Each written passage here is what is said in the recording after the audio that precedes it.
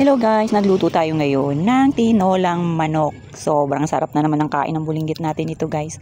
Alam nyo naman na mahilig talaga sa sabaw ang bulinggit namin na yun. Kaya ito tiyak na mapaparami na naman ng kain niya. Ito nga siya may hawak-hawak na tanlad na kinuha ni nanay. Panlagay sana namin dito sa kanyang nilulutong tinola.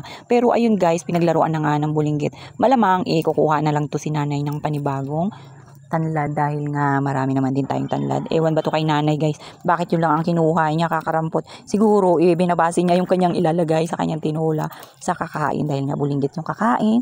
Kailangan ikuntian niya lang ang tanlad, pero kung tayo lang, yung mga adult lang ang kakain, abay, lalagyan pa yan ng sili, talagang pampasarap. Yung habang kumakain ka guys, todo pawis ka, aba talaga naman, napakasarap nun.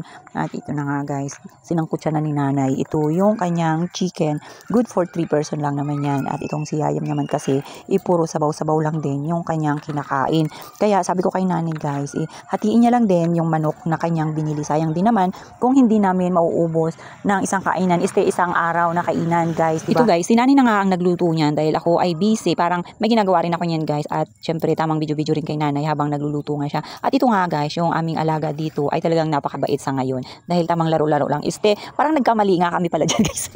Nandito pala siya guys sa may mga halaman at nag-open na naman pala siya ng gripo. Tamang naglalaro pala siya guys ng tubig. Kaya yan, medyo nabaha na nga, buti na lang nakita ni nanay. Sobrang ingay nga kasi at talagang napokus ako sa aking ginagawa. Kaya hindi ko na rin siya namalaya na yun na pala yung kanyang ginagawa. Ang akala ko kasi kanina nandun siya sa taas na naglalaro lang. Kaya yun guys, buti na lang ibumaba itong si nanay para i-check ito yung kanyang niluluto. At yun nga, napansin niya yung kanyang alaga, nagkukulit na naman. Ang akala ko nga medyo mabait dahil tahimik. Yung pala talagang nag-i-enjoy siya doon sa tubig na kanyang pinaglalaro. Pero may time din talaga na napaka-sweet ng batang ito. Ito nga habang nagluluto dito si nanay, tamang ayan, nagpapalambing nga ito yung aming little boy. Pero hindi talaga makalimutan. Ito yung cellphone na laging bit-bit kahit saan pumunta. Mahirapan man siya, talagang hindi makalimutan ang cellphone guys na laging bit-bit. At ito na nga pala guys, nailagay na ni nanay ang kanyang papaya. Isang papaya lang ata yan dyan yung kanyang nilagay. Pero sa totoo lang guys, kung tayo lang 'di ba, yung mga matatanda na kakain at may talaga namang pagusto tayo, pero dahil nga natatakot kaming mapanisan ng ulam, yan ganyan lang muna kakonti para saktong-sakto lang para sa mauubos natin. At yan na guys, sobrang sarap na yan. Sayang nga wala pala akong pasok ngayon dahil kung meron lang talagang magbabaon na naman ako nito guys. 'Di ba? Napakasimple lang ng aming ulam. Sorry na agad sa mga niluluto niyo diyan na sobrang sasarap guys kasi ang bahay namin guys napakalayo.